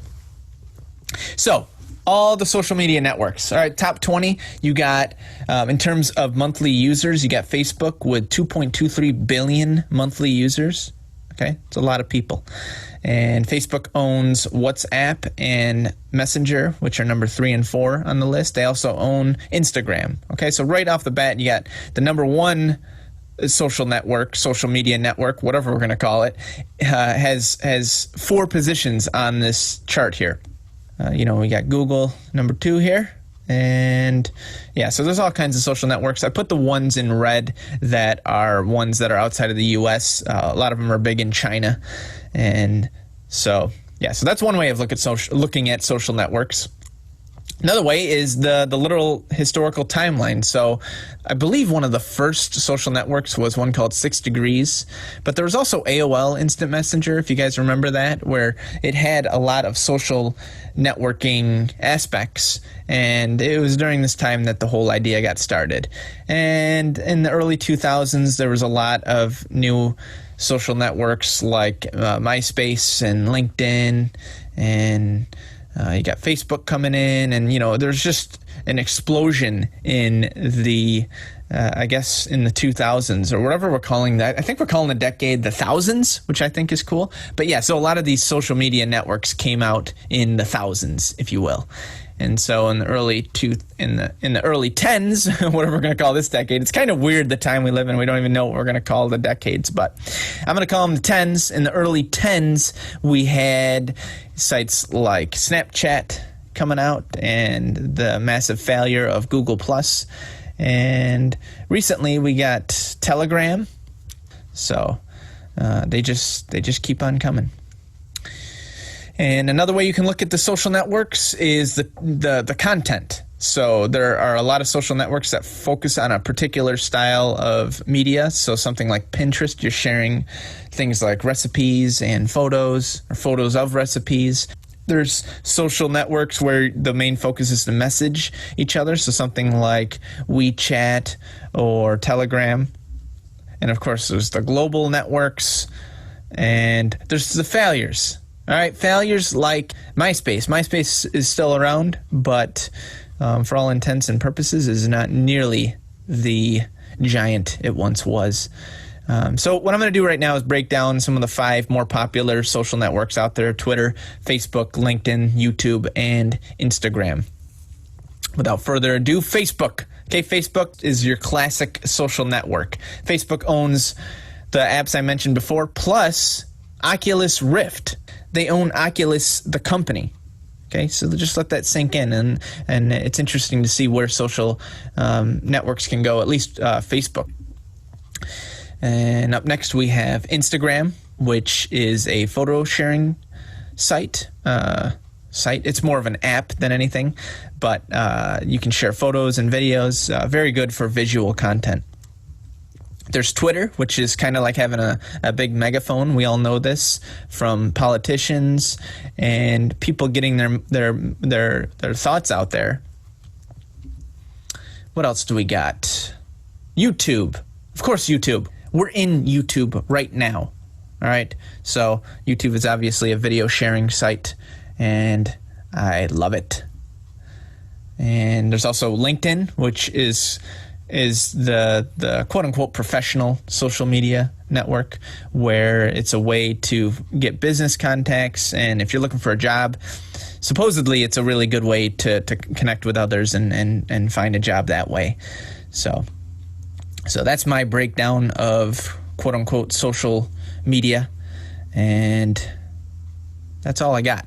So hope you have a good one, and see you next time. Right. All right, guys. I guarantee you that most of you know much more about most of those, various resources and destinations and apps and whatever than I do, or I did. Basically, I'm learning. Obviously, I'm learning for the purposes of this course. But I mean, this is stuff that you guys deal with all the time, and I still write things with my pen and pencil. So there you go. But having said that, obviously it's important to have that kind of context.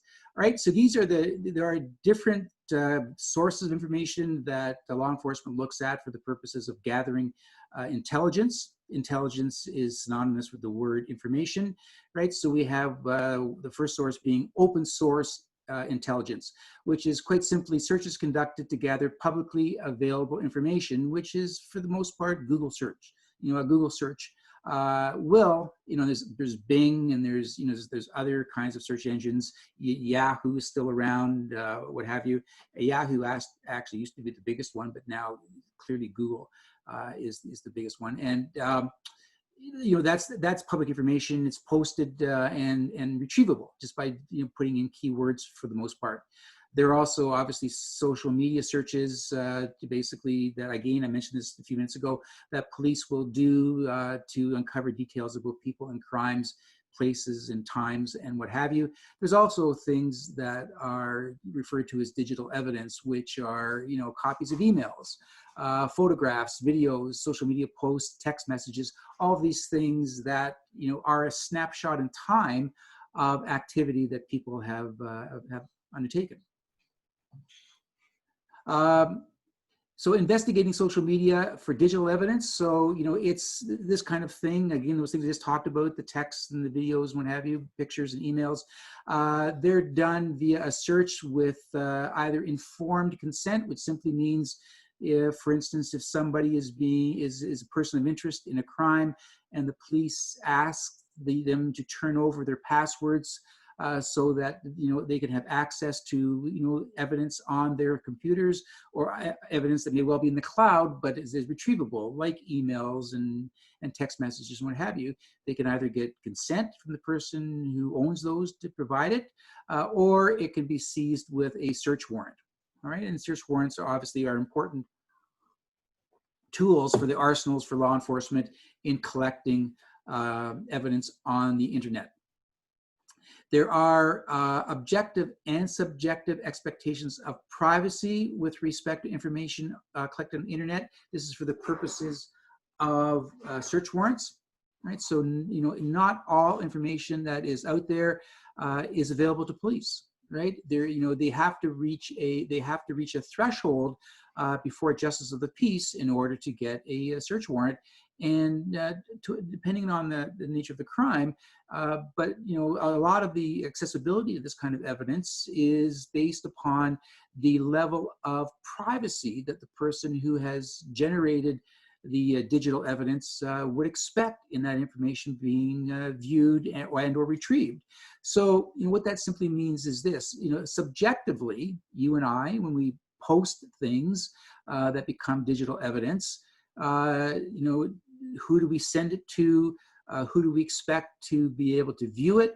What are we saying? Is it something that is just of general information, or is it something very personal and you only want, for instance, one person to see it as opposed to the public? You know, so subjectively, you know, you have an interest in your own privacy and what you actually create that goes onto the internet and is there for the most part forever. Okay, so, you know, it's there to be retrieved, but if you have a high level of privacy in it, then it makes it that much more difficult for law enforcement to gain access to it. They have to convince a justice of the peace that it should be retrievable. And so, you know, that's the subjective element to it. So now, you know, if that becomes evident, what the police have to do is basically say, you know, from an objective point of view, objective being the reasonable person point of view, should the person who does not want to, you know, have this information become known, is it reasonable that they would expect there to be privacy to it, right? So you may post something on Facebook of a rather intimate nature that you somehow want to only have it go out to certain recipients. But, you know, can the police argue objectively, look, you put it on Facebook, you know, that's pretty much a public medium for social media, right? So pretty much anything you put on Facebook should be available to the public for viewing. And if, you know, if a justice of the peace is convinced that, yes, this person may well, because the nature of the evidence, they should be private and intimate and belong just to themselves or whoever they shared it with, is that really an objective use of the medium, right? And so, you know, when it comes to these kind of things, you have to be careful about what the tools are that you use to post information. Facebook, pretty public. Emails, right? So emails, you can, you know, there's a higher level of privacy expected for emails. You know, you tend to only send them to people who are to receive them. A lot of businesses put at the bottom of their email signatures provisos that, you know, if you have received this email in error, as in you aren't the recipient, you are to, you know, basically, you know, destroy it and or cancel it immediately and or advise, you know, the person who sent it that you received it but in error. those kind of things. Or they'll put at the bottom of an email that emails are confidential, right? And they cannot be shared without the author's consent, right? Now, when it comes to those kind of provisos, it's kind of important that they are clearly visible to the person who receives the email.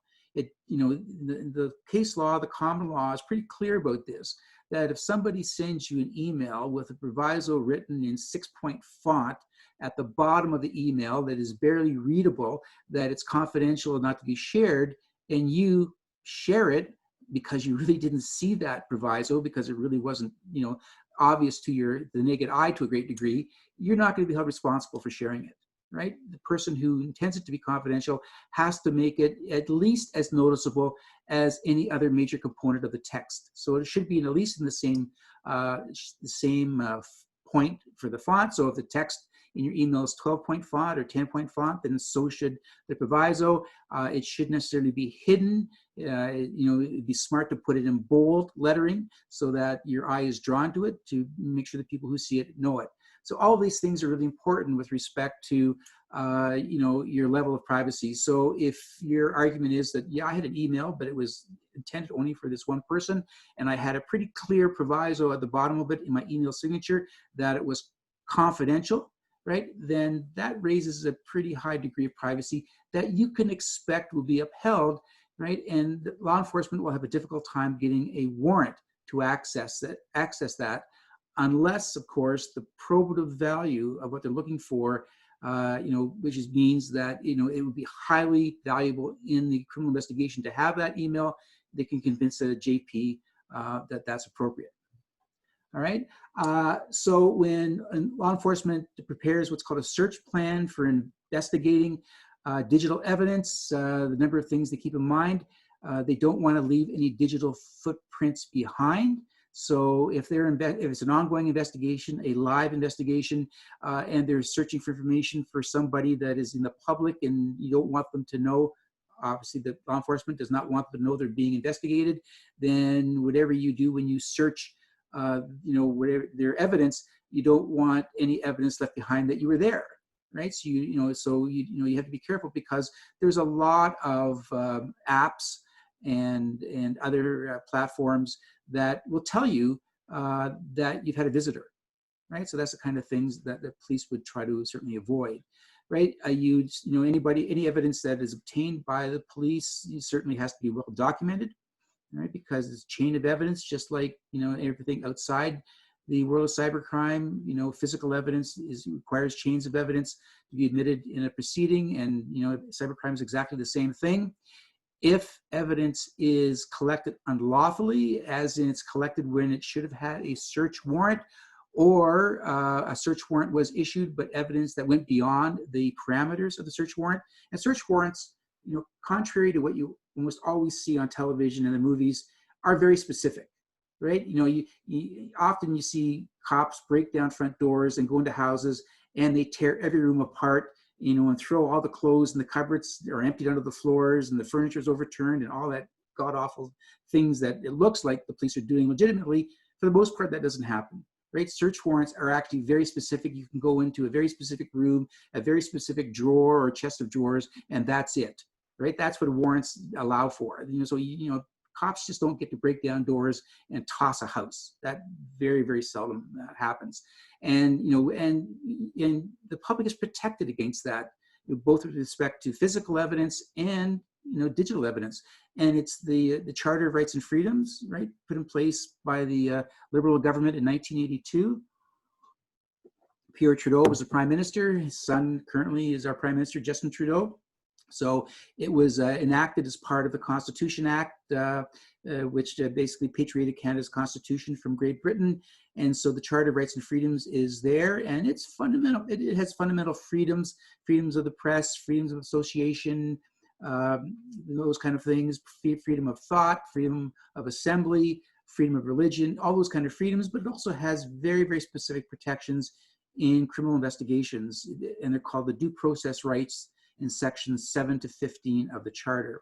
And this is where you will find the right to remain silent, the right to a lawyer, the right to a trial, the right to a speedy trial, the right not to be subjected to cruel and unusual punishment, and particularly with respect to collecting evidence, the Section 8 right not to be subject to unreasonable search and seizure, right? So that again applies to physical evidence as much as it does to digital evidence. And if it's been incorrectly collected or illegally collected, contrary to Section 8 of the Charter, then an accused has the availability of what's called Section 24(2) of the Charter. So it's 24 subsection 2, which basically gives a judge on the motion of a defendant the right to strike or stay any evidence from being put before a jury, or being, if it's a lone trial, being admitted into evidence at all, right? So, if you're going to trial and you believe that evidence, digital evidence, has been secured without proper warrants or whatever other proper procedures were supposed to be undertaken, if you believe that's the case, then before this evidence ever goes before the court, either the judge or the judge and the jury, a motion is brought under Section 24 to exclude it. And you would argue that your Section 8 rights to unreasonable search and seizure have been violated, right? So it's really, we have a lot of protections for these kind of things, right? And again, warrants are required before the search due to high expectations of privacy. Again, that objective and subjective test that we just talked about. All right, here is how terrorists use social media.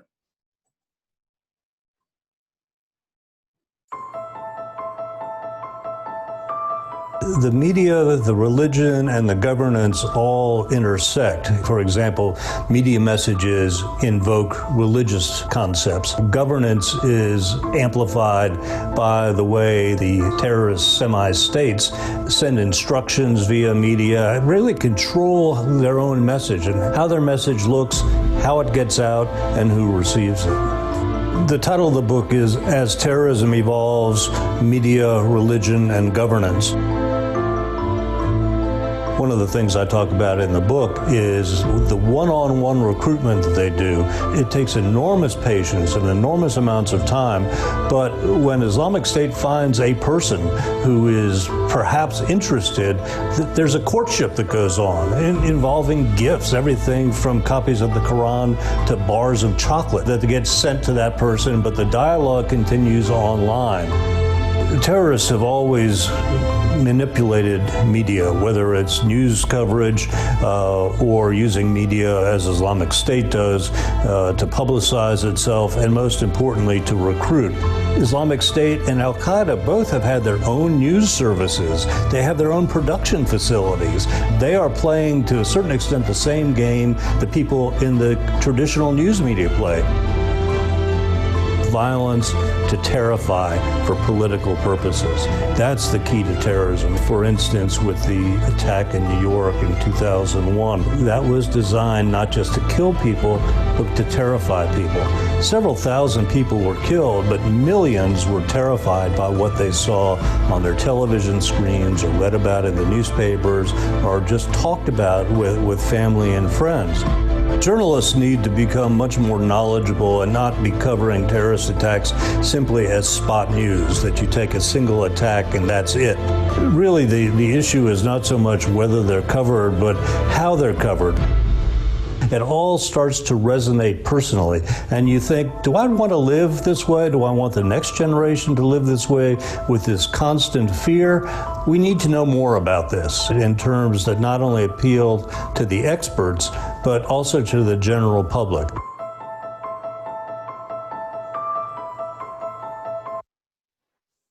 Okay.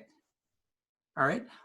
So we're almost done, guys, and then we're going to work into our breakout sessions. So we're just going to finish off by basically saying that there are channels for data collection or data requests for certain apps. So Facebook and Twitter, for instance, they have set up a forum for, again, law enforcement. It doesn't have to be though, to actually retrieve data. Right, so they make it available to them based on a request.